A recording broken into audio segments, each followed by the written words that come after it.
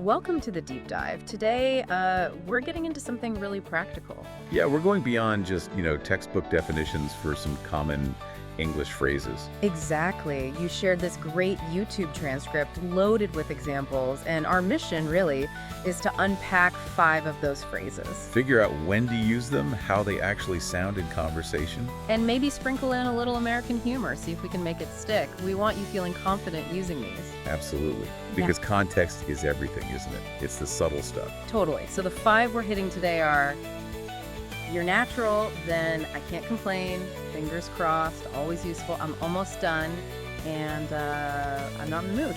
Good list. Ready to jump in? Let's do it. First up, you're natural. What's the vibe with this one?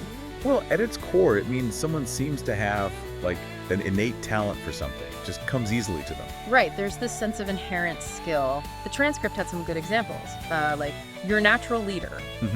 Suggests leadership just flows from them. And then there was, you're a natural at this, and I think you're going to make a great restaurant CEO.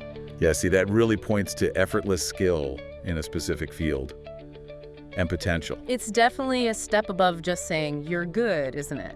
It implies ease. Precisely. It's a genuine compliment about innate ability. But, it does make you think. Oh, what's that? Could it sometimes, maybe unintentionally, downplay the actual hard work someone put in to get good? Huh. That's actually a really interesting point. I hadn't thought of that. Usually you just mean it as pure praise, Right, like it just comes easily. Like someone picks up painting and bam, masterpiece. You'd say, wow, you're a natural. Yeah, exactly. Speaking of natural talent, yeah. Why did the Scarecrow win an award? I don't know. Because he was outstanding in his field, naturally. Okay, I see what you did there. Moving on swiftly. Yes, yeah. Okay, phrase number 2. I can't complain. What's the deal with this one? Feels very common. It is very common. It's basically a way to say things are generally okay.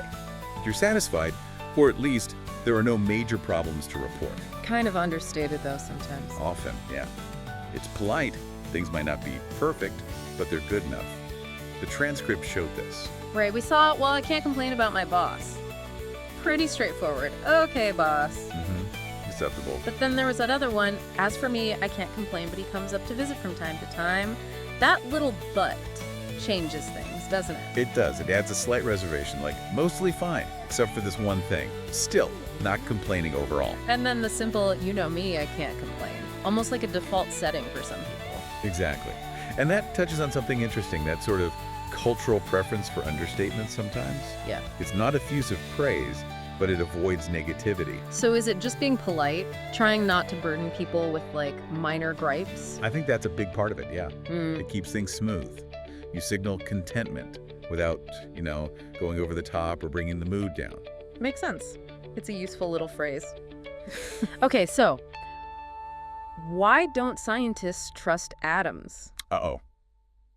Why? Because they make up everything. I guess you can't complain about that level of productivity. Huh. All right. Let's talk fingers crossed. This one's visual too. Yeah, people actually do it, right? Cross their fingers. What's the core idea? It's pure hope, basically. Hope for good luck, for a positive outcome, especially when it's kind of out of your hands. Right. You're wishing for something good to happen. The transcript had a few uses, like fingers crossed out here for an option CC, you appease her, hoping a plan works. Exactly. Or fingers crossed for me that I love. That's a personal hope. Very vulnerable. Yeah, and I'm keeping my fingers crossed that he'll unwind some after that, hoping for someone else's well-being or mood shift. And then the more serious one? Well, they're flying him to Columbia Medical tomorrow, so fingers crossed. That hits differently. Shows the weight it can carry. It really does. It's interesting how that simple phrase and gesture connects people, doesn't it? Acknowledging hope, acknowledging you don't have full control, creates this shared anticipation. Definitely. Makes you wonder where it even came from, the whole crossing fingers thing. That's a whole other rabbit hole. But for now, we know when to use it. Right. So, speaking of luck, why did the man put his money in the blender? Why? He wanted to make liquid assets. Fingers crossed it worked out for him. Okay, that one was creative. Let's move to I'm almost done. Seems pretty straightforward. Yeah, on the surface it just means you're close to finishing something, right? The end is near. It does. But the transcript showed it being used in slightly different ways. often to manage expectations or signal availability. Oh, yeah, it popped up a lot. Just the simple, I'm almost done, repeatedly.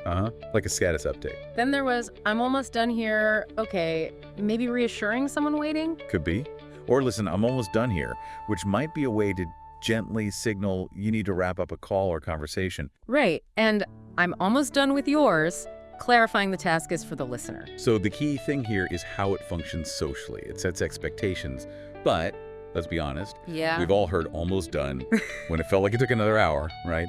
So what's going on there? Is it reassurance or sometimes maybe a bit of wishful thinking? Absolutely.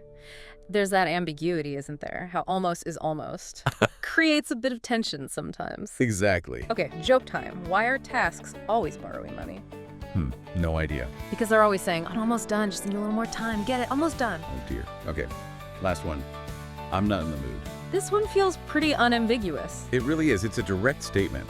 You're saying you lack the desire, the inclination, the right feeling for something specific right now. Yeah, it clearly communicates your state. The transcript had the simple, I'm not in the mood, repeated a few times, just... Classic refusal. But then you had, okay, I'm not in the mood, but... Wait. Which suggests maybe some reluctance, but a possible concession. Right, a crack in the door, and I'm not in the mood for confidences. That's setting a clear boundary about conversation topic. Very specific. Yeah. And then there was that amazing one. Oh, yeah. I'm not in the mood to see a Bora documentary in Nazis. I mean, talk about specific disinclination. Exactly. It really highlights how you can use it to clearly state what you don't want, sometimes very emphatically. It does raise a question, though. Which is? How direct is too direct? Does the bluntness of I'm not in the mood land differently in different cultures or contexts? Is it always polite? That's a really good point. Directness varies so much. It's definitely a clear signal, though. Okay, final joke attempt. Why was the math book sad? Oh, I think I know this one. Because it had too many problems. It just wasn't in the mood. Okay, that one was okay. So let's quickly recap what we've unpacked. Good idea. So, you're natural.